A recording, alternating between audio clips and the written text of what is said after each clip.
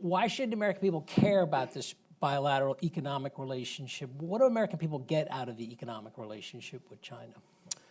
So when I think about the importance of the relationship, there are a number of key observations that I think are important. First on the list is I deeply believe, and I think the last 70 years of history clearly attest, that open global economy that facilitates trade and investment flows is one that is best able to facilitate growth and development of countries. That is a core driver of growth in the global economy and in the United States. So as we see China open, as our economic relationship with them becomes deeper and more integrated, on the one hand, that creates a lot of opportunities for U.S. firms to export to China, which creates jobs and opportunities in the United States. It creates opportunities for U.S. firms and others to invest in China with the positive implications that that suggests. By the same token, it gives U.S. consumers and firms access to a whole new range of goods that the Chinese produce. And through this process of trade and exchange, it lifts growth and it lifts standards of living.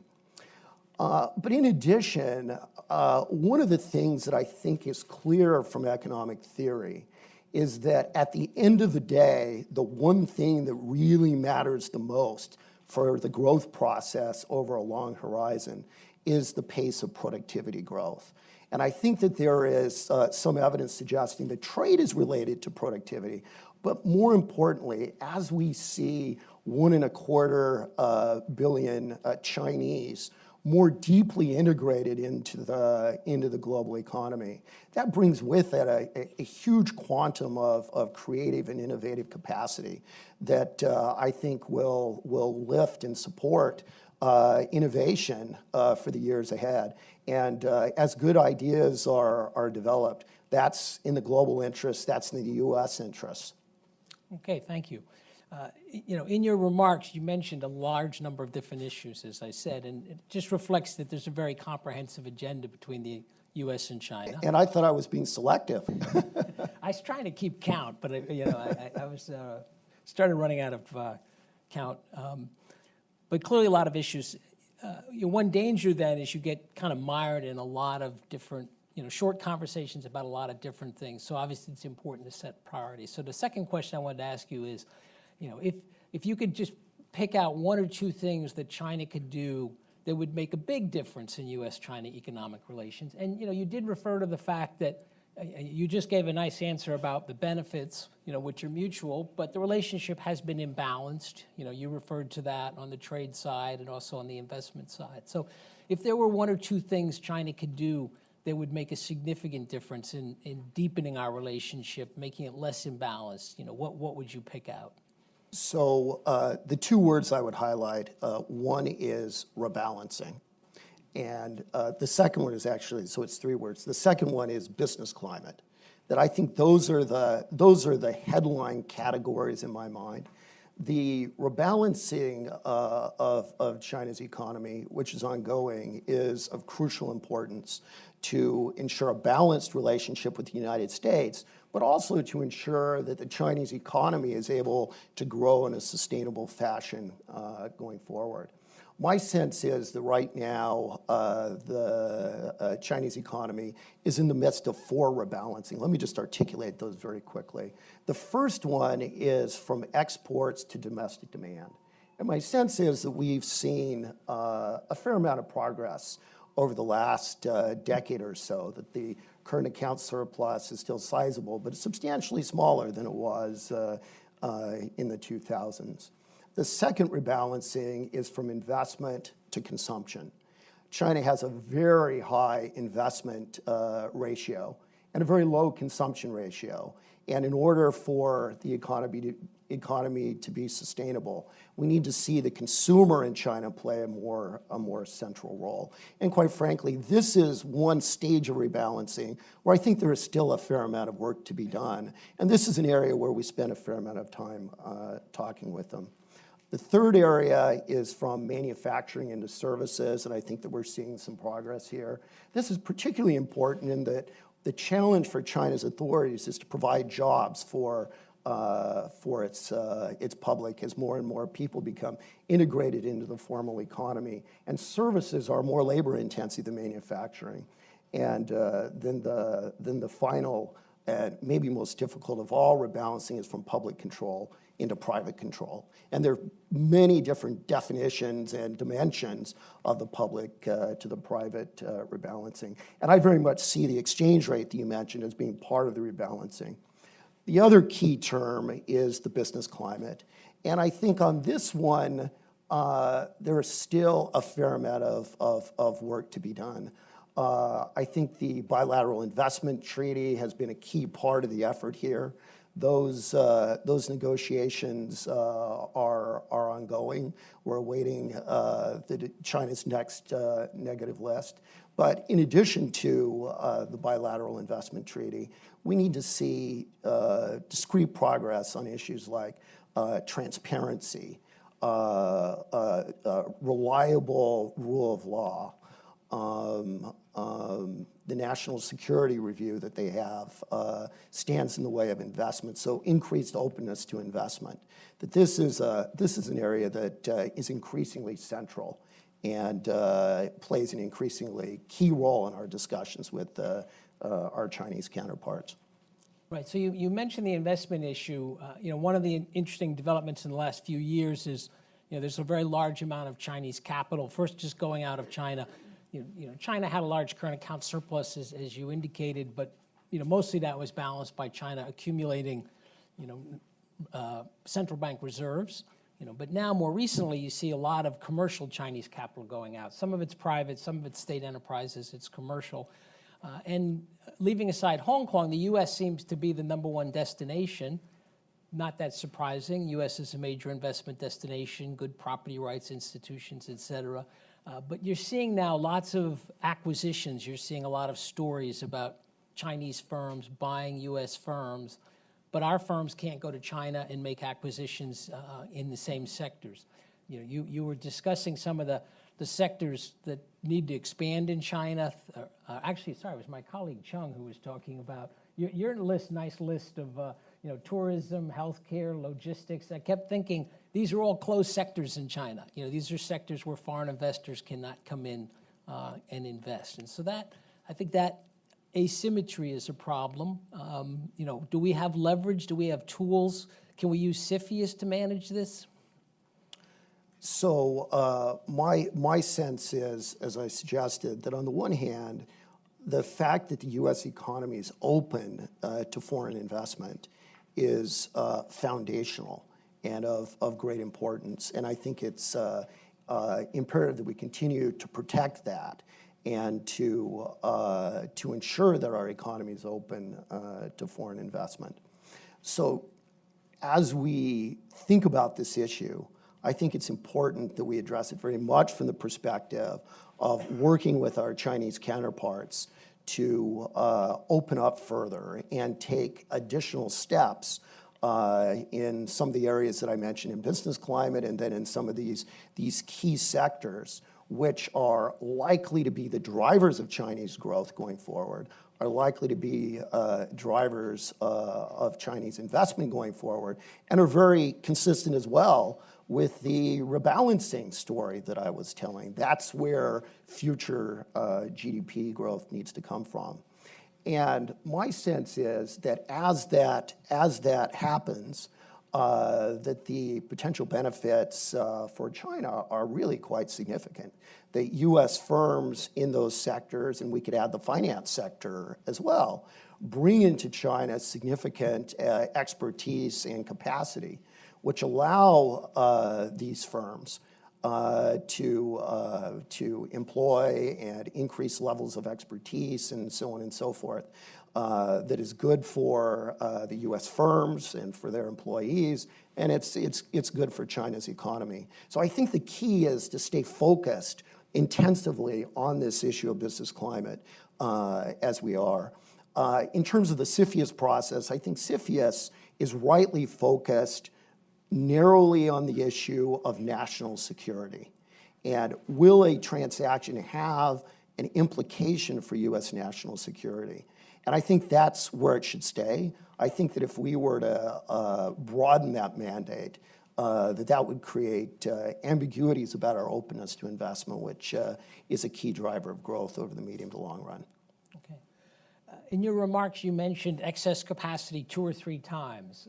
And I know from sitting through these dialogues that in fact, the two sides often end up discussing issues that might seem more domestic. Right. So I think it'd be useful to explain to people, why is China's excess capacity potentially a bilateral economic issue between the U.S. and China, or a multilateral issue? And then what's your understanding of how they're going to address excess capacity, and why is it important to us? Right. So as you nicely say, this excess capacity issue that we face in China's steel sector, for example, or aluminum sector, is a bilateral issue in that our U.S. domestic producers are feeling an effect. But it's also very much a multilateral issue, that when I go to various other places in the world, Brazil, India, et cetera, I hear stories about the implications of China's excess capacity, say, in steel. So this is an important issue, and I think it's also indicative of the nature of the dialogue that we have with the Chinese, that we tackle in this dialogue, we tackle the hard issues. We tackle issues that are bilateral, but also issues that often, and maybe almost always, but at least often, have important global implications and positive global spillovers. So our thinking on this issue is that it's appropriate for the Chinese to think about the capacity in the various sectors in terms of a market-delineated framework of supply and demand, and to allow conditions in supply in these sectors to better reflect underlying domestic and global demand conditions.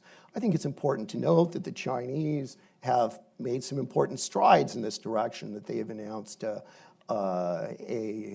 initiative to reduce capacity in the steel sector, and some steps to reduce employment in steel and coal, which brings with it a substantial reduction in employment in those sectors. Importantly, the Chinese, though, are using fiscal policy in a very supportive way, where they've identified a 100 billion renminbi fund to help support the transition of steel and coal workers into other jobs. But this issue is an important one for the global economy, for the U.S. economy, and we hope to make some progress on it in the S&ED in Beijing. I noticed the two sides feel pretty comfortable giving each other advice about fiscal policy. You certainly, which is appropriate for the two biggest economies in the world. You'll certainly hear, Chinese voices talking about the fact that the U.S. could spend more on infrastructure, which is something I happen to agree with, but we're not here to grill you about that. So I just want to turn that around, and would you have thoughts for them about their fiscal policy? Could they do more with their fiscal policy to support these rebalancings you talked about? So my sense is that fiscal policy can be useful in China in a couple of different ways. The first is consistent with what I was just describing in some of these excess capacity sectors, that as you take steps to implement necessary structural reforms, and certainly structural reforms are required for China, the SOEs and this excess capacity issue, and a number of other reforms, they can at times create tensions and challenges. And as that happens, it's useful to be able to use fiscal policy to buffer some of the transition effects and to allow economic resources and workers and so forth to move into other sectors while minimizing disruptions. So fiscal policy can be powerful in China to help cushion some of the effects of structural reforms. The second area that I would highlight is that there are some fiscal measures that are very consistent with China's rebalancing and efforts to modernize and make the structure of its economy more efficient. So one of the issues that we've raised in the dialogue is the possibility of using fiscal policy in a way that's supportive of the consumer and the rebalancing of the economy toward consumer spending. For example, you could cut the payroll tax or the value-added tax, or take steps to further improve the social safety net. And these kinds of things are supportive fiscal policy that provides some stimulus, but they're also consistent with the longer-term objective of rebalancing away from investment and toward consumption. And very specifically, we would hope that if China's growth were to slow at some point, that they would use these kinds of consumer-friendly fiscal measures to provide necessary support. Okay. For a long time, currency was a hot-button issue between China and the United States. And personally, I feel like we've gotten into a much better place. So I definitely didn't lead with currency, but I am going to ask you about currency. You recently came out with the most up-to-date Treasury analysis, and you're operating under new guidelines That's now right. because of a change in law. We probably don't want to go into the details about this, but the U.S. Treasury did not name China as a currency manipulator, did not name any country, because it didn't meet the three criteria. In particular, it has not been intervening, it has not been accumulating foreign reserves. It's actually been spending a certain amount of foreign reserves. So here's a chance for you to talk a little bit about how you see their currency policy.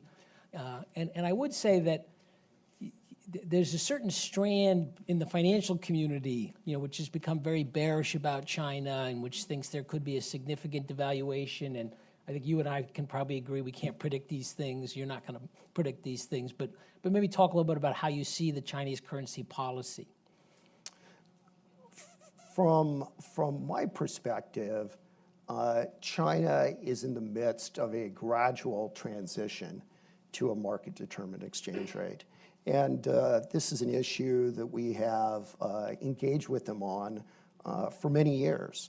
And I think that the moves that we've seen are indicative of a desire to move toward a market-determined exchange rate in an orderly fashion.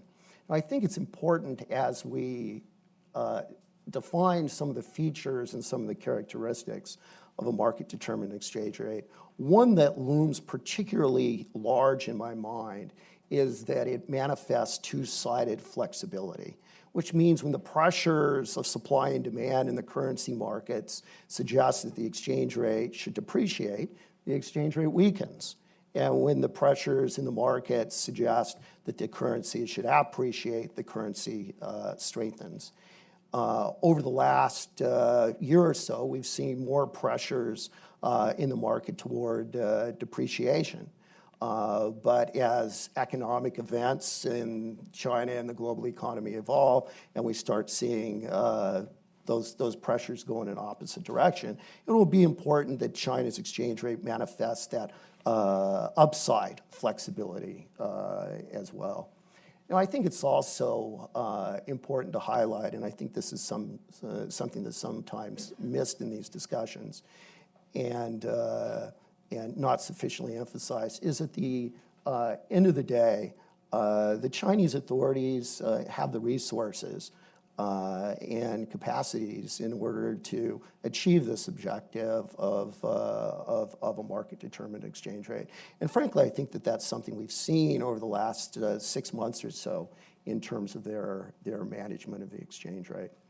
The final point that I would make, and this is also very important, is whatever the exchange rate regime is, it is imperative that the Chinese authorities clearly communicate what their objectives are and what it is that they are trying to achieve and how they plan to achieve it. And I think this is something that recently we've seen a marked improvement in. A few months ago, there was a very important interview in the Chinese press from Governor Zhou, where he carefully articulated China's thinking about the exchange rate. And I think that the breadth and the depth of that discussion and that analysis was something that was very comforting to market participants and has contributed to the relative stability that we've seen in the exchange market since then. Okay, one more question for me, then I'll turn to you, so think about your questions. So last question, we're getting into the political season. We're not going to say too much about that, but my question is, it seems to me there's quite a bit of anger in the United States about the economic relationship with China, or maybe with the broader relationship with China. And you deal a lot with Chinese officials from a high level all the way up to the very top level. Do you think they believe this is just political rhetoric as in the past, or do you think they get it, that there really seems to be a lot of anger towards China?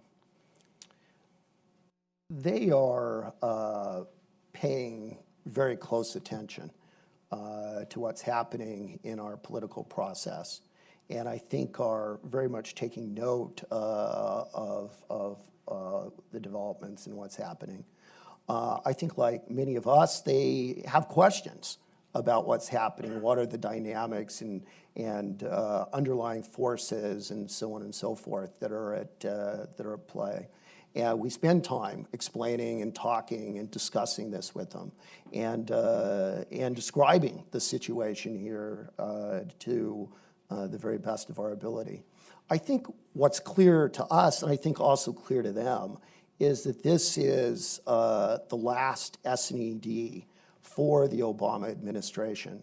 And this is very much for us a capstone dialogue where we are looking in a number of different areas to continue work and hopefully complete work on some key issues. And again, I'd come back to the phrases rebalancing and business climate as being areas that are particularly important. But I think our Chinese interlocutors and Chinese counterparts very much understand that we have a unique window of opportunity here to get some work done. Yeah, I think for both sides to actually demonstrate some progress this year would be really good, of course. Okay, questions from the audience. This gentleman here in the third row, do we have a microphone? Let's just take them one to one, okay?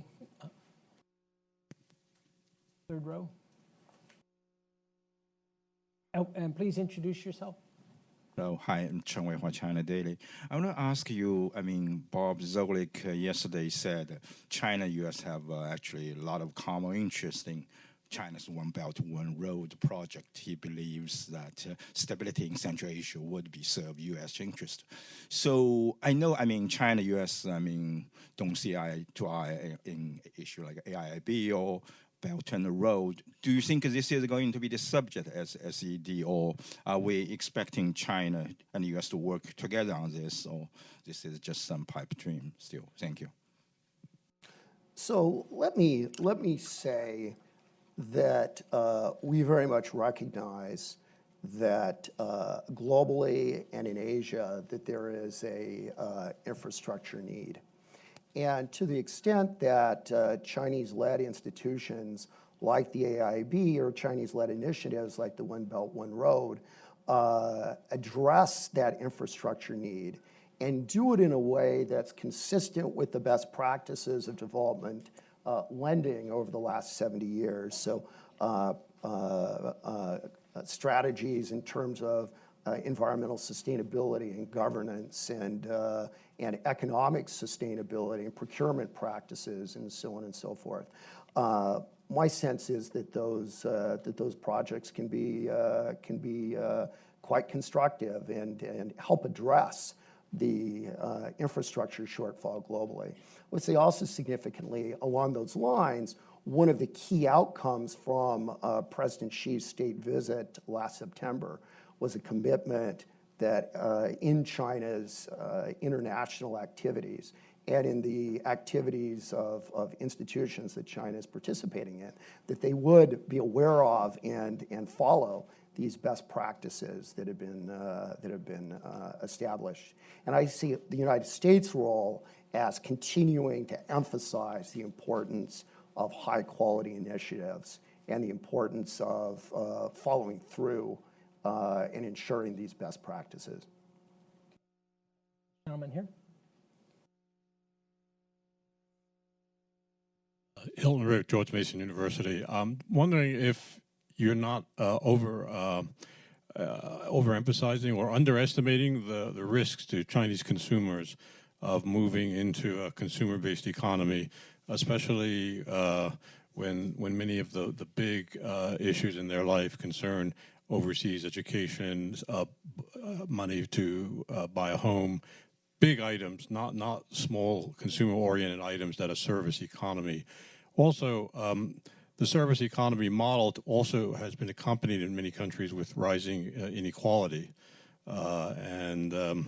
It would seem that that's also a major issue that the Chinese are concerned with, and I wonder if those should be taken into consideration in the U.S. China dialogue. Those are good questions. So on the consumer, and thinking about this in a very macro way, consumption relative to GDP in China is maybe a little bit over 35%, somewhere in that range. In most other economies, it's in the 60% range, and there are a few notable economies that we know well where it's even higher than that.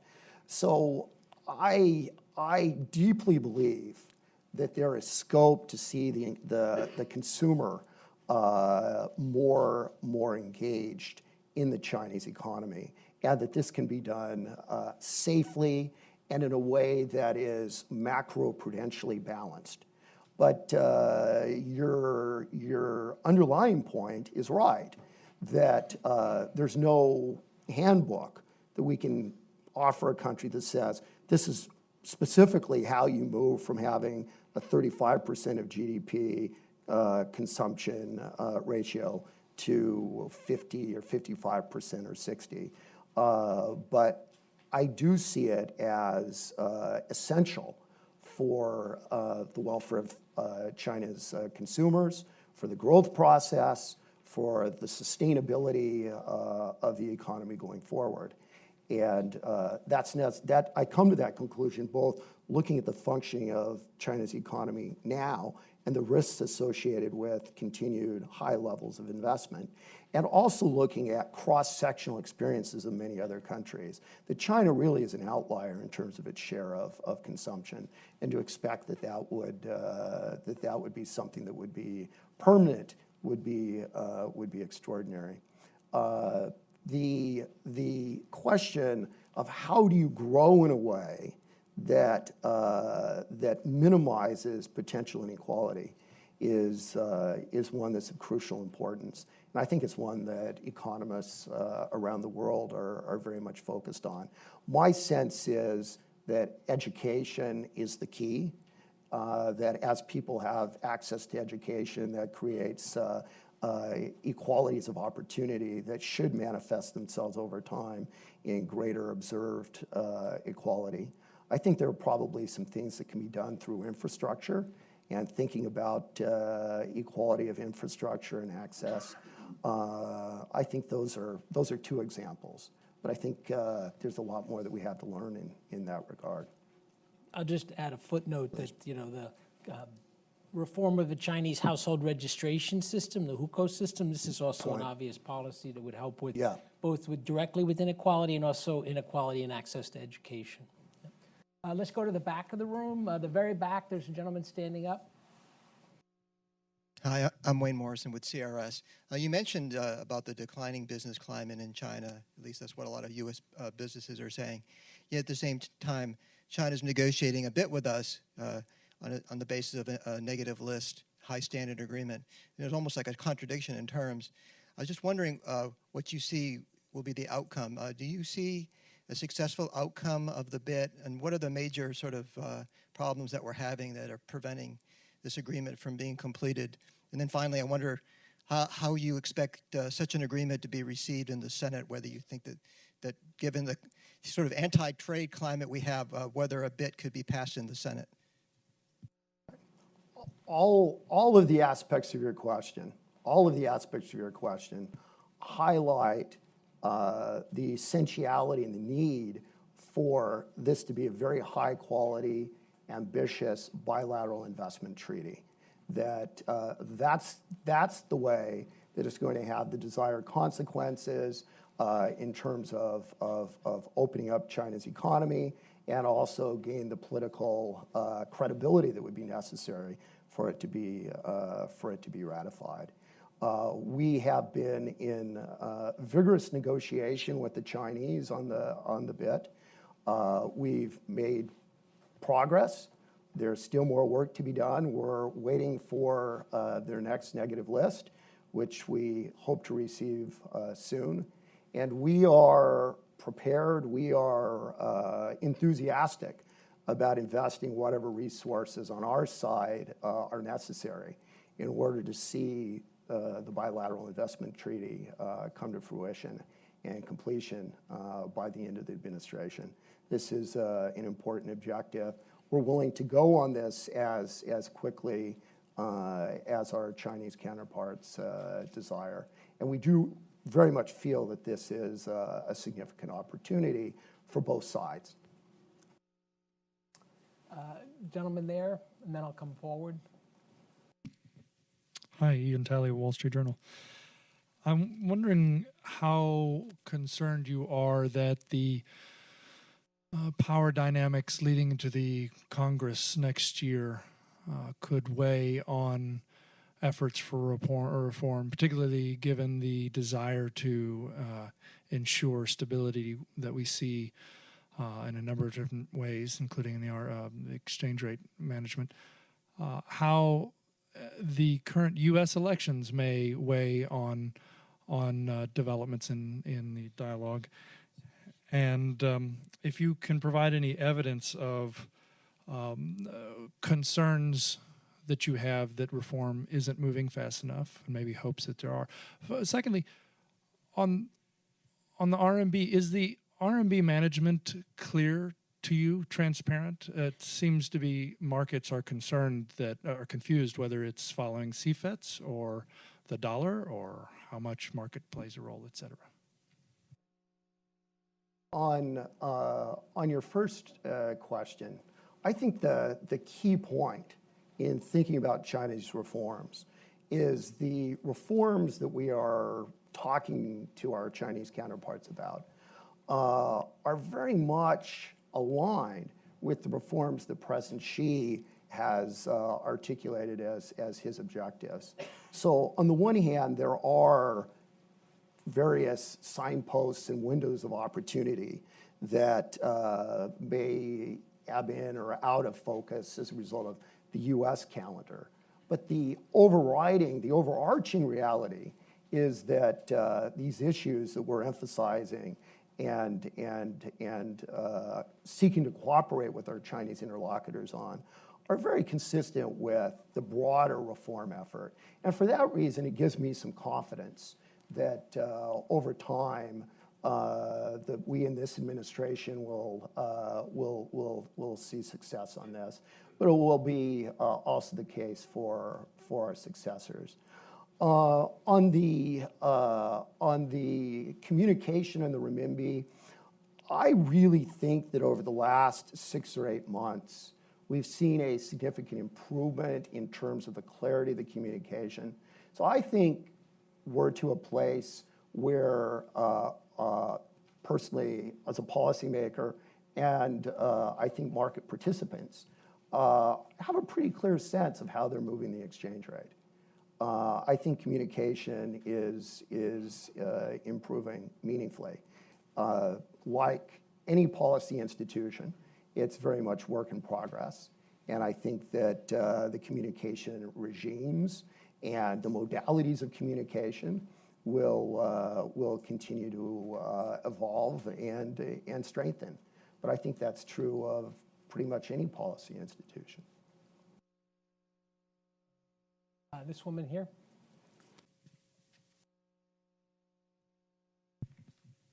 I'm Yu Junjiang with Xinhua News Agency, and as Mr. Shit, you mentioned in your speech, the S&ED will pave way for the G20 summit in September. And so, what's the U.S. expect the G20 summit will deliver? Thank you.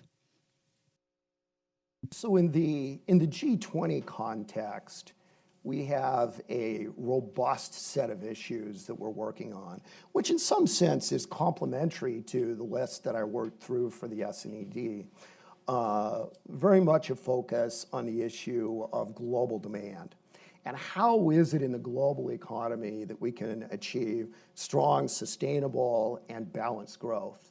And I'd say that the discussions also introduced the word inclusive in there as well in recent years. What kind of policies will achieve that? The sense of the ministers and governors is that as we move to utilize our policy tools in monetary policy, fiscal policy, and structural policy, that we are best positioned and most likely to achieve the growth outcomes and objectives that we seek. And I think that will be a strong commitment and a strong statement from the leaders. There's also ongoing work that's being done in terms of making the financial system more robust and to facilitate cross-border investment flows by making financial institutions more liquid and stronger, addressing central counterparties and making them robust to crisis, taking steps to make finance more inclusive. And there's also a fair amount of work that's being done on the international financial architecture, expanding the Paris Club and modernizing that to include emerging market economies. And there's a robust work stream on issues related to climate and climate finance. The issuance of green bonds is something that China and the Bank of England have let out on. So I think that there's a lot of promising material that's in the pipeline for the Leaders Summit in September. Yeah, what you just said reminded me that, in my view, there's been quite good cooperation between the U.S. and China and the Financial Stability Board. And that's the kind of sort of technical body that kind of flies under the radar for most people, but it's a good example of U.S.-China cooperation. I'm actually on my way to a Financial Stability Board meeting tomorrow. So that is exactly right. And I think this is important, in the FSB, as in other settings, the U.S. and China, and for that matter, other countries around the table, we have often have differing views on issues, but there is a maturity in the relationship that allows us to work through our differences and find the common elements and the common principles that we can agree on. And as you say, I think we've seen that in the FSB in a number of different dimensions. We have time for one more question. This gentleman right here on the aisle. Oh, thank you. President Obama wrote in an article published in the Washington Post. In the article, he said that RECP will not enforce high standards. So my question is, how does Obama administration see China's efforts in building regional economic partnership? And my second question is, somebody says that U.S. companies are shipping jobs to China by investing in China. But nowadays we can see more and more investment in the United States from China. So how do you see that kind of argument? Thank you. And can you just introduce yourself? Peng Hui Zhang with People's Daily. Thank you very much.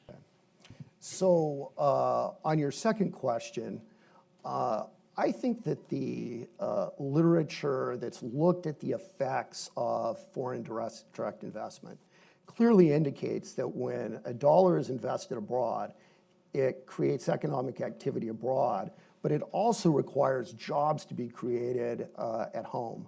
So as we see this foreign direct investment in China, that's good for U.S. firms, that's good for U.S. workers. And similarly, it's also important to emphasize that we believe deeply that an open economy is in U.S. interests. And as China invests in the United States, that creates opportunities and employment and GDP growth here. So from my perspective, I see this investment issue as very much a win-win proposition. And could you remind me of the first question? It's about the RCEP, the what used to be ASEAN plus 6, the regional trade agreement, ASEAN plus China and others. So what I would say about that is the same thing that I would say about most regional groupings, is that I think regional integration is helpful and constructive.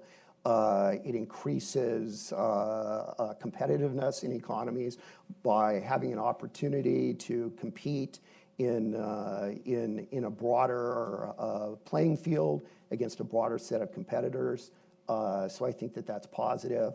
I do think, however, that as we move in that direction, it's important for all of us to keep in mind the multilateral environment and continue to keep what economic theory tells us about multilateral trading relationships and the role of WTO, to keep that clearly in our minds as well. Well, I really want to thank you. I think it's great that you come here and answer my questions and answer a large number of questions from the media and the public. So let's give them a nice round of applause.